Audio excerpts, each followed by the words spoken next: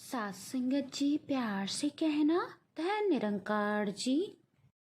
सात संगत जी कैसे हैं आप सब? कमेंट बॉक्स में ज़रूर बताएं। आज एक और नई साखी लेकर दासी उपस्थित है, तो आइए साखी सुनते हैं। सात संगत जी, एक बार कबीर दास जी ने साहूकार से 100 रुपए लिए और साधु संतों पर खर्च कर दिए। वो रुपए साधु संतों की सेवा में लगा दिए और इकरार किया कि कुछ महीने के बाद सूद समेत वो रुपए लौटा दूंगा। सात संगत जी, महीने निकल गए। वो साहूकार भी बड़ा बेदर्द था। उसने काजी की कचहरी में अर्जी दे दी और डिग्री करवा कर कुर्की ले ली। कबीर जी के एक प्रेमी ने आकर उन्हें ये सारी बातें बताई तो कबीर जी बहुत ही परेशान हो गए। कबीर जी ने अपनी पत्नी लोई जी से कहा कि घर का सारा सामान पड़ोसियों के यहाँ रख दो, जिससे साहूकार उनको कुर्क ना कर सके। और मैं 4 दिन इधर उधर चला जाता हूँ। जब रुपए होंगे तो साहूकार को देकर उससे देरी के लिए क्षमा मांग लूँगा। कबीर जी की पत्नी लोई जी ने कहा, स्वामी, मुझे निश्चय है कि राम जी अपने भक्त की कभी कुर्की नहीं होने देंगे। आपको कहीं पर भी जाने की जरूरत नहीं है। कबीर जी ने अपनी पत्नी का निश्चय देखा, फिर भी कहा, लोई, फिर भी मुझे कुछ दिन कहीं पर बिताने चाहिए। लोई जी ने फिर कहा, स्वामी जी, इसकी कोई ज़रूरत नहीं है। मुझे अपने परमात्मा पर पूर्ण निश्चय है। इस काम को राम जी आप ही संवारेंगे। इस काम को मेरे परमात्मा ही संवारेंगे। लोई जी की बातें सुनकर कबीर जी मुस्कुराकर बोले, मेरी प्यारी लोई, ये तो तेरा गुरु रूप है। लोई जी ने फिर कहा, स्वामी जी, गुरु बोलकर मेरे सिर पर भार ना चढ़ाओ।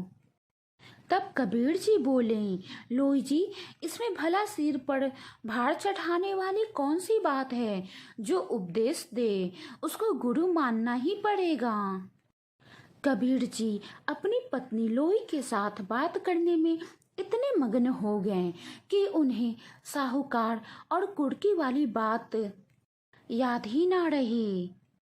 रात हो गया पर साहूकार नहीं आया। सोने से पहले कबीर जी ने फिर कहा, लोई, ऐसा लगता है कि साहूकार सुबह सुबह कुर्की करने के लिए जरूर आएगा। लोई जी ने फिर निश्चय के साथ कहा, स्वामी जी, जी नहीं, बिल्कुल नहीं, कतई नहीं, कोई कुर्की नहीं होगी। मेरे परमात्मा जी उसे हमारे घर पर आने ही नहीं देंगे। कबीर जी बोले, लोई, तूने मेरे राम से कुछ ज़्यादा ही काम लेना शुरू कर दिया है। तो लोई जी ने कहा, स्वामी, जब हम उसके बन गए हैं तो हमारे काम वो नहीं करेगा तो कौन करेगा? हमने तो सब कुछ उसी को सौंप दिया है, तो हमारी जिम्मेदारी भी उसी की है। तभी अचानक किसी ने दरवाजा खटखटाया।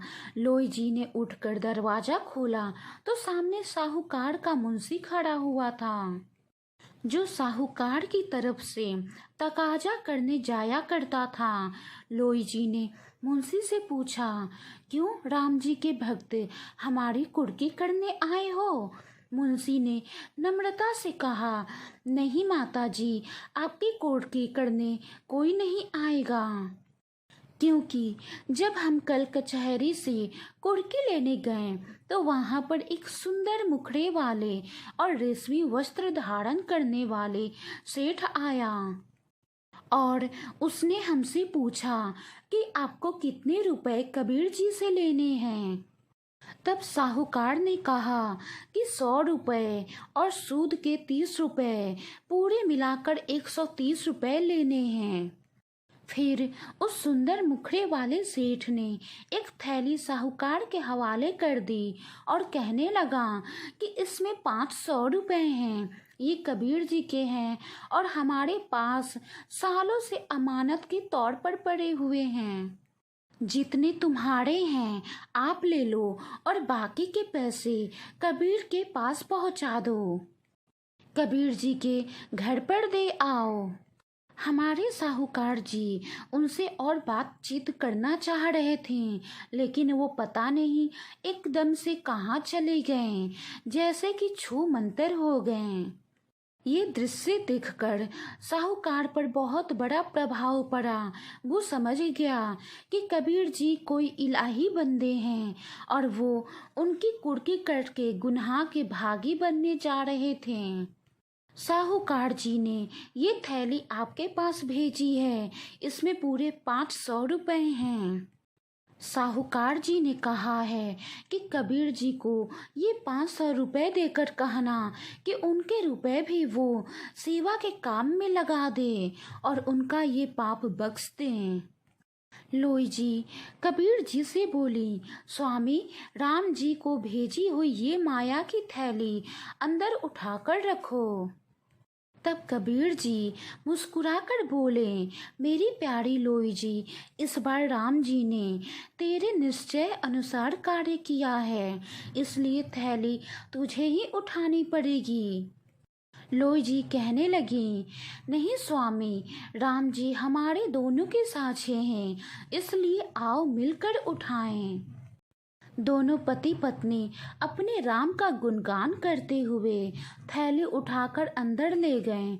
उसी दिन कबीर जी के घर पर एक बहुत बड़ा भंडारा हुआ, जिसमें वो सारी रकम खर्च कर दिए और फिर से दोनों पति पत्नी अपने राम की भक्ति में लग गए।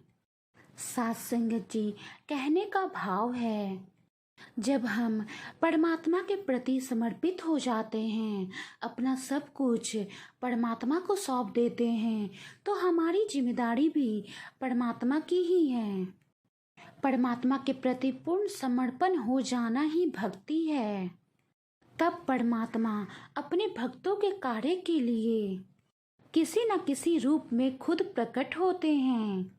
लेकिन साथ संगत जी, भक्त का भी निश्चय दृढ़ होना चाहिए अपने परमात्मा पर, जिस प्रकार माता लोई जी का और कबीर जी का था। साथ संगत जी, कहने का भाव है कि हम जिस मनोकामना और भावनाओं के साथ सतगुरु का चिंतन और सेवा करते हैं, उसी के अनुसार हमें फल मिलता है।